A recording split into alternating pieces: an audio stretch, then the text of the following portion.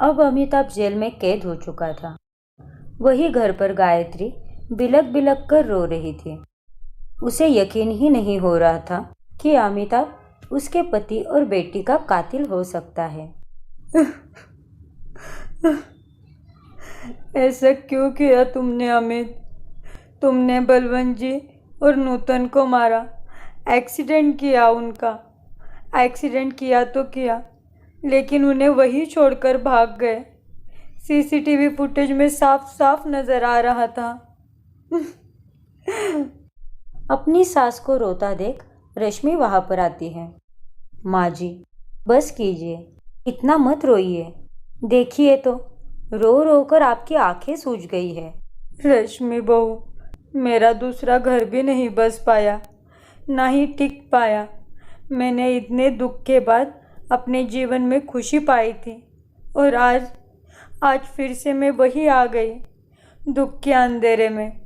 तभी वहां पर अंकुश आता है और गुस्से से कहता है, बस कीजिए माँ। अब मुझे आपके रोने की आवाज़ सुनाई दी तो मैं गुस्से में क्या कर बैठूंगा ये मुझे भी नहीं पता। आप पापा के लिए रोती थी वो मैं समझ सकता हूँ, लेकिन आज आप उनके कातिल के लिए रो रही है। मैं ये बिल्कुल बर्दाश्त नहीं करूँगा। अपने बेटे से ऐसी बातें सुनकर बेचारी गायत्री अपने कमरे में चली जाती है। वही जेल में अमिताभ भी बहुत परेशान था और वो इंस्पेक्टर से गुजारिश करता है, इंस्पेक्टर साहब, मुझे बाहर निकालिए। मैं बलवंत और नूतन का कातिल नहीं हूँ। मैं जानता हूँ कि उस कार में कौन था।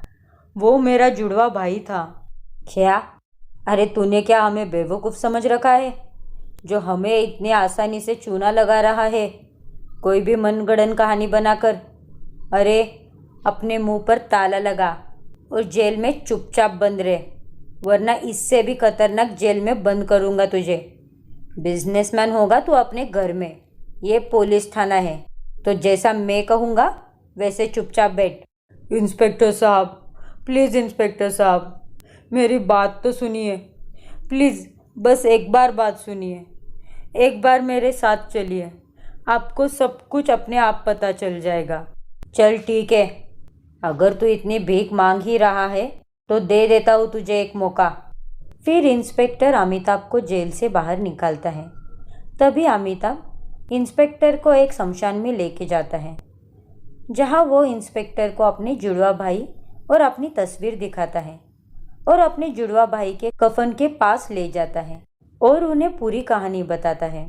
ये देखिए, ये मेरी भाई और मेरी तस्वीरें हैं। हम दोनों अपनी माँ बाप की मौत के बाद अलग हो गए थे, और फिर वो बहुत शराब पीने लगा। वो रोज़ शराब पीकर ड्राइव करता था, और शायद उस दिन भी उसने शराब पीकर ही गाड़ी चलाई होगी और नूतन और बलवंत जी का कार एक्सीडेंट किया होगा। अच्छा, तो ये बात है। लेकिन अगर ऐसा है तो फिर तुम्हारे जुड़वा भाई की मौत कैसे हुई? उसकी मौत भी पिछले महीने ही हुई है, बलवंत जी और नूतन की मौत के बाद। उसने शराब पीकर किसी के साथ हाथापाई की और फिर कुछ लोगों ने मिलकर उसे बहुत मारा। मैं उस जगह तक पहुंच जाता तब तक वो मर चुका था। किस्मत का यह बहुत बड़ा इत्तेफाक है कि मैं गायत्री से मिला और हम दोनों ने शादी कर ली।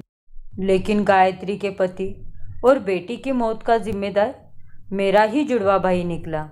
फिर इंस्पेक्टर सारे सबूतों के साथ गायत्री, अंकुश और रश्मि को अमिताभ की बेगुनाही के बारे में बताते हैं और सब सच से रूबरू हो जाते हैं।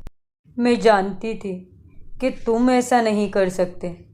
मुझे अंदर ही अंदर तुम पर पूरा भरोसा था कि तुमने ऐसा नहीं किया होगा। You are the best Amit ji. Amitabh ji, I am really sorry. मैंने आप दोनों के प्यार को समझने में भूल कर दी और आपको मेरे पापा और बहन की मौत का दोषी ठहराया, वो भी बिना किसी सबूत के। इट्स ओके अंकुश बेटा, अगर तुम्हारी जगह कोई और भी होता तो उससे भी यही कन्फ्यूजन हो जाता। लेकिन कोई बात नहीं, अंत भला तो सब भला। सभी एक दूसरे के गले लगते हैं और फिर से गायत्री की जिंदगी में खुशियों की बहार आ जाती है।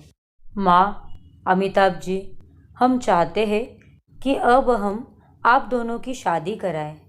मैंने आप दोनों को बहुत दुख दिया है, इसीलिए मैं अपनी गलतियों का पश्चाताप करना चाहता हूँ। हाँ अमित जी, मैं अपनी सास की दूसरी शादी करवाना चाहती हूँ और अपनी सास का कन्यादान भी करना चाहती हूँ। धन्यवाद बच्चों, मैंने कभी सोचा नहीं था कि इतने बड़े दुख के बाद मेरी ज़िंदगी में फिर से खुशियों की बौछार होगी। धन्यवाद अमित, मेरी बेरंग ज़िंदगी में फिर से रंग भरने के लिए। चलो अब सब लोग गम को टाटा बाय बाय बोलो और खुशियों को वेलकम करो और सिर्फ मुस्कुराते ही रहो। हाँ अमित, चलो जल्दी से शादी की तैयारियां शुरू करते हैं। और हाँ रश्मि बहू, मेहंदी की रस्म के लिए जो मेहंदी भिगाओगी उसे लोहे की कढ़ाई में हरगिज मत भिगाना। ठीक है माँ जी, जैसा आप कहो। शादी की तैयारियां होने के बाद रश्मि और अंकुश दोनों अमिताभ और गायत्री की शादी करते हैं। गायत्री अब अमिताभ के साथ एक नए बंगले में शिफ्ट हो जाती है और वो अब फिर से एक बार अपनी नई घर गृहस्थी शुरू करती है। अमिताभ और गायत्री एक सुखद और समृद्ध जीवन जीने लगते हैं और अमिताभ गायत्री को दुनिया की सारी खुशियाँ देता है। लेकिन एक सुबह उनके बंगले की बेल बजती है। अरे, इतनी सुबह कौन होगा? मैं अभी देखती हूँ। नहीं गायत्री, तुम नाश्ता करो, मैं देखता हूँ, डोंट वरी। फिर अमिताभ दरवाज़ा खोलने चला जाता है। तभी वो वहाँ पर बरखा को देखता है। बरखा उसकी पहली बीवी होती है जो उसे छोड़कर भाग गई थी। बरखा के कपड़े फटे हुए होते हैं और उसका होलिया भी बिगड़ चुका था। एमी, वो मेरे पीछे गुंडे पड़े हैं, मुझे बचा लो एमी, प्लीज़ मुझे बचा लो, मुझे बहुत डर लग रहा है। क्या तुम ये सब क्या बोल रही हो? और ये गुंडे क्यों पड़े हैं तुम्हारे पीछे? अमिताभ आगे कुछ बोल पाता उससे पहले ही बरखा कस के अमिताभ के सीने से लग जाती है और ये सब गायत्री देख लेती है। तभी हवाएं तेज चलने लगती हैं और गायत्री और अमिताभ की फ़ोटो फ्रेम भी टूटकर नीचे गिर जाती है।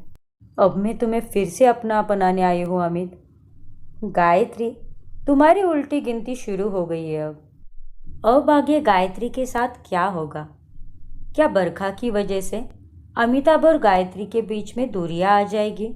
और क्या अमित वापस से बरखा के पास चला जाएगा? आखिर कब खत्म होगा ये सिलसिला? जानने के लिए हमारा अगला एपिसोड देखना ना भूलें। और अगर आपने हमारा चैनल अभी तक सब्सक्राइब नहीं किया है तो अभी सब्सक्राइब कीजिए और बेल आइकॉन दबाना ना भूलें